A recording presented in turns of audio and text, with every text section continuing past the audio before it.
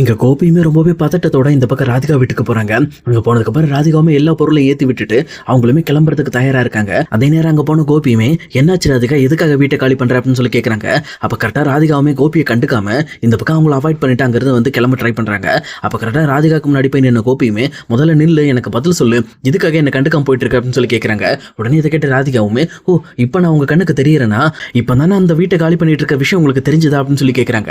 உடனே இதை கேட்ட கோபியுமே, ஆமா ராதிகா, எனக்கு இவ்வளவு நாள் தெரியாது, குலதெய்வ கோயிலுக்கு போயிட்டு நான் இன்னைக்கு தான் வந்த உடனே இந்த பக்கம் பாக்கியா சொன்னதுக்கு அப்புறம் தான் எனக்கு இந்த விஷயம் தெரிய வந்துச்சு அப்படின்னு சொல்லி சொல்றாங்க. இதை கேட்ட ராதிகாவுமே, உங்களுக்கு கண்டிப்பா எங்களை பத்தி எல்லாம் கவலை இருக்காது, நீங்க தான் எங்களை பத்தி கவலைப்படவே தேவையில்லையே, உங்களுக்கு தான் வந்து உங்க பழைய குடும்பம் திரும்பி கிடைச்சிருச்சுல, அப்புறம் நாங்க எதுக்காக உங்களுக்காக வெயிட் பண்ணணும் அப்படின்னு சொல்லி சொல்றாங்க. உடனே இதை கேட்ட கோபியுமே, இங்க பாரு ராதிகா, இப்படி வந்து வாய்க்கு வந்தபடிலாம் பேசாத, நான் எப்பவுமே உன்னையும் மையும் ஒதுக்கணும்னு நினைச்சதே கிடையாது, நீங்க கண்டிப்பா என் லைஃபுக்கு வேணும். நான் அன்னைக்கு என்ன சொன்னேன், இந்த மாதிரி எனக்கு உடம்பு சரியாகிற வரைக்கும் எங்க அம்மா வீட்டுல இருந்துட்டு வரதான்னு சொன்னேன், வேற ஏதாவது நான் சொன்னா இல்ல வரமாட்டேன்னு சொன்னா இல்ல உன்னை ஹர்ட் பண்ற மாதிரி ஏதாவது பேசினா அப்படின்னு சொல்லி கேட்குறாங்க. உடனே இங்க ராதிகாவுமே, இங்க பாருங்க கோபி, நீங்க இந்த மாதிரி நீங்க என்ன ஹர்ட் பண்றதோ இல்ல என்கிட்ட இருந்து நீங்க வந்து பேசாம இருக்கிறதோ எனக்கு பெரிய விஷயமே கிடையாது. ஆனா நீங்க மயுவை எப்பவுமே ஒத்து பாத்துக்கிறேன் அப்படின்னு சொல்லி என்கிட்ட சத்தியம் பண்ணியிருந்தீங்க. ஆனா எந்த ஒரு காரணத்திலையும் நீங்க மயுவை பத்தி யோசிக்கவே இல்லை. சொல்ல போனா மயுவோட பர்த்டே வந்தப்ப கூட நீங்க மயுவை பத்தி யோசிக்காம நீங்க உங்க குடும்பத்தை பத்தி மட்டும் தானே பாத்துட்டு இருந்தீங்க.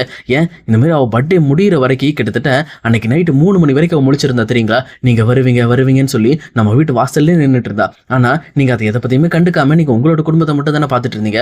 அப்பவே புரிஞ்சுக்கிட்டேன் உங்களுக்கு முக்கியம் உங்களோட பழைய குடும்பம் மட்டும் தான், நாங்க உங்களுக்கு தேவையில்லைங்கிறத புரிஞ்சுக்கிட்டேன். அதனாலதான் கோபி, இதுக்கு மேல எனக்கு உங்க கூட இருக்கணும்னு விருப்பம் இல்லை, தயவு செஞ்சு என்ன விட்டுருங்க அப்படின்னு சொல்லிட்டு ராதிகாவுமே அங்கிருந்து கிளம்பிடுறாங்க. இது கேட்டு கோபிக்குமே இங்க என்ன பதில் சொல்றதுனே தெரியல. உண்மை சொல்லப்போனா தப்பும் அவர் மேல இருக்கு. அவருமே இந்த பக்கம் மையோட பர்த்டேக்கு கூட வரவே இல்லை. அப்ப ரொம்பவே வந்து டென்ஷனோட மறுபடியும் பாக்கியாவோட வீட்டுக்கு போறாங்க. அப்ப பாக்கியவுமே, என்னாச்சு பேசுனீங்களா அப்படின்னு சொல்லி கேட்கறாங்க. அப்போ கோபியுமே, ராதிகா வந்து என்கிட்ட இந்த மாதிரிலாம் பேசிட்டு அங்கிருந்து கிளம்பிட்டாங்க அப்படின்னு சொல்லி சொல்றாங்க. இதை கேட்டோன்னு இந்த பக்கம் பாக்கியாவுக்கு ரொம்பவே கோபம் வர ஆரம்பிக்குது. இங்க பாருங்க கோபி, இப்பவும் இதான் உங்களுக்கு ஃபைனலா சொல்றேன், தயவு செஞ்சு இந்த வீட்டை விட்டு போயிடுங்க. அப்படி நீங்க போக மாட்டேன்னு சொல்லி நீங்க அடம் பிடிச்சிட்டு இருந்தீங்க அப்படின்னா கண்டிப்பா நான் போக வேண்டியது இருக்கும் அப்படின்னு சொல்லி அவங்களுமே இந்த பக்கம் பேசிட்டு இருக்காங்க. இதை கேட்ட கோபியுமே, எதுக்காக பாக்கி அப்படி என்ன டென்ஷன் பண்ணிட்டு இருக்கீங்க, நான் ஏதோ ஒன்று பண்றேன், என்ன பொறுமையை யோசிக்க விடுங்க அப்படின்னு சொல்லி சொல்றாங்க.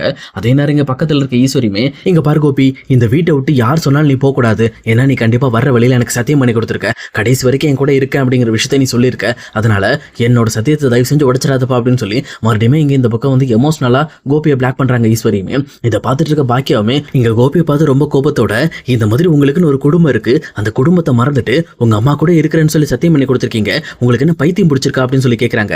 அப்போ கோபியுமே, இல்ல அம்மா வந்து ரொம்ப எமோஷனலா பேசிட்டு இருந்தாங்க, சரி அவங்க மனசுக்கு ஆறுதலா இருக்கணுங்கிறதுக்காக தான் நான் உங்களுக்கு வந்து வாக்கு கொடுத்தேன், ஆனா அதே நேரம் எங்க அம்மாவை கடைசி வரைக்கும் நான் தனியாக விட மாட்டேன் அப்படின்னு சொல்லி சொல்றாங்க. இதை கிட்ட பாக்கியாவுமே, ஓ நீங்க சொன்ன வார்த்தையை நீங்க காப்பாற்ற போறீங்களா, அதுதான் லைஃப்ல நடக்கவே நடக்காது, சொல்லப்போனா என்னோட லைஃப்ல நீங்க இருக்கும்போது கூட என்ன ரொம்பவே கொடுமைப்படுத்தினீங்க, என்ன ஒரு அடிமை மாதிரி ட்ரீட் பண்ணீங்க, அதுக்கெல்லாம் காரணம் யாருன்னு நினைக்கிறீங்க, உங்க அம்மாவும் நீங்களும் தான், நீங்க 2 பேரும் சேர்ந்து தான் என்ன ரொம்பவே கஷ்டப்படுத்துறீங்க, ஆனா உங்க அப்பா மட்டும் தான் எனக்கு ஆதரவா இருந்தாரு, அவரோட ஆதரவுல தான் நானுமே என்னோட குழந்தைங்களை வளர்க்கணும், கடைசி வரைக்கும் இந்த குடும்பத்தை பார்த்து பத்திரமா வச்சுக்கணும் அப்படிங்கிற மாதிரி நானும் யோசிச்சுக்கிட்டே இருப்பேன். ஆனா என்னோட நம்பிக்கை எல்லாம் சிதைக்கிற மாதிரி கடைசி நிமிஷத்துல நீங்க எனக்கு பண்ண துரோகம் தான் இந்த மாதிரி ராதிகாவை கல்யாணம் பண்ணது. அதே நேரம் அந்த ராதிகாவை நம்ம வீட்டுக்கே கூட்டிட்டு வந்து தங்க வச்சுங்க பாத்தீங்களா, அதெல்லாம் வந்து ரொம்ப ஹைலைட்டான விஷயம். அதுக்கு சப்போர்ட் பண்ற மாதிரி உங்க அம்மா வேற இடையில வேற நான் வந்து என் பையன் கூட தான் இருப்பேன்னு சொல்லி அவங்களோட பெட்டி படுக்கையெல்லாம் தூக்கிட்டு உங்க வீட்டுக்கு வந்தாங்க.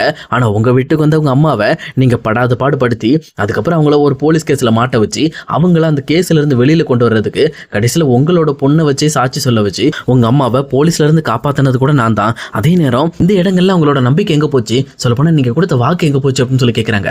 உடனே இந்த பக்கம் கோபிக்குமே என்ன பேசுறதுன்னு தெரியல. அப்ப கோபிக்காக பேசுறதுக்கு ஈஸ்வரியுமே, இங்க பாரு பாக்கியா, நான் கோபியை நம்ம வீட்டுல இருக்க சொல்றதுக்கு முக்கியமான காரணமே நீ வாழ்க்கையில ரொம்பவே கஷ்டப்பட்டுட்ட, இதுக்கு மேல நீ கஷ்டப்படக்கூடாது, நீ கோபியோட சேர்ந்து வாழணும் அப்படிங்கிறதுக்காக தான் இந்த மாதிரி நான் கோபியை நம்ம வீட்டுல இருக்க வச்சிருக்கேன். அது மட்டும் இல்லாம கோபியோட வாழ்க்கைக்கு என்னைக்கு ராதிகா வந்தாலும் அன்னைக்கே கோபிக்கு ஒரு பயங்கரமான வந்து ஒரு அடி விழுந்துருச்சு. உண்மை சொல்ல போனா அவன் நிறைய விஷயத்தை இழந்துட்டான், உன்னை இழந்துட்டான், என்ன இழந்துட்டான், அவனோட குழந்தைங்களை இழந்துட்டான், அதே நேரம் அவன் நிம்மதியும் அவனோட உடல் ஆரோக்கியத்தையும் இழந்துட்டான். இதுக்கெல்லாம் காரணம் இந்த ராதிகா தான்.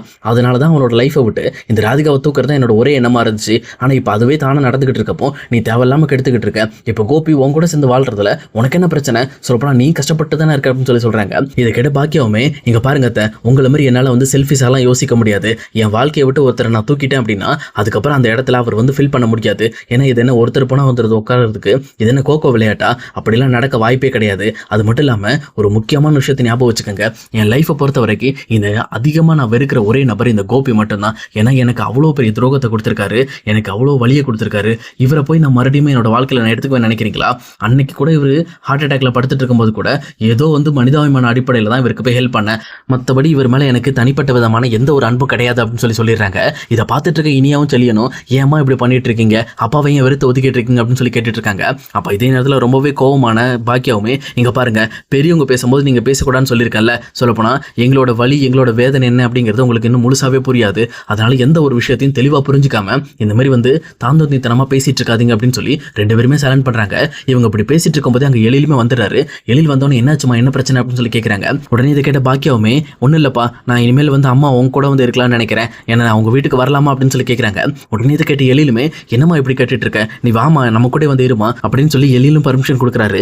இதை பார்த்தோன்னே இந்த பக்கம் வந்து பாக்கியாவுமே பாத்தீங்களா என் பையனோட மனசை முதல்ல பாத்தீங்களா, இந்த மாதிரி ஒரு பெருந்தன்மையான மனசு வேற யாருக்காவது வருமா, இந்த மாதிரி பையன் சொல்லப்போனா இந்த அளவுக்கு மனப்பக்குவத்துக்கு வரதுக்கு காரணம் யார் தெரியுமா, இவர் தான். இவர் என்னைக்கு எங்களை தனியாக விட்டுட்டு போனாரோ அன்னைக்கு இங்கே எலியில் எவ்வளோ கஷ்டப்பட்டிருப்பான் தெரியுமா, அந்த சின்ன வயசுல அவன் ரொம்பவே வந்து வெறுத்துட்டான் கோப்பியை, அதனால தான் இந்த மாதிரி ஹாஸ்பிட்டலில் கோப்பி அட்மிட் ஆயிருக்கும்போது கூட அவர்கிட்ட அதிகமாக பாசம் காட்டலை, ஏன் அவர் உள்ள கூட போய் பார்க்க விரும்பல, ஏன்னா அவன் அந்த அளவுக்கு நான் பட்ட கஷ்டத்தையும் அவன் பட்ட கஷ்டத்தையும் நல்லாவே ஜீர்ணிச்சிட்டான், அதனால தான் இன்னுமே வந்து கோபி மேலே அவருக்கு வெறுப்பு இருக்கு அப்படின்னு சொல்லிட்டு இந்த பக்கம் எல் மனசுல என்ன இருக்கு அப்படின்ற விஷயத்த இங்க எல்லாருக்குமே சொல்லிட்டு இருக்காங்க.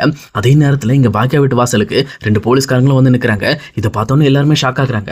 அப்போ ஈஸ்வரியுமே எதுக்காக சார் இங்கே வந்திருக்கீங்க அப்படின்னு சொல்லி கேட்குறப்போ, இல்லை இந்த வீட்டில் இருந்தால் வந்து வர சொல்லியிருந்தாங்க, அதுக்கு தான் வந்திருக்கோம் அப்படின்னு சொல்லி சொல்கிறாங்க. உடனே பாக்கியாவுமே வெளியே வந்து சார் நான் தான் உங்களை வர சொன்னேன் அப்படின்னு சொல்லிட்டு அவங்க கிட்ட பேச ஆரம்பிக்கிறாங்க.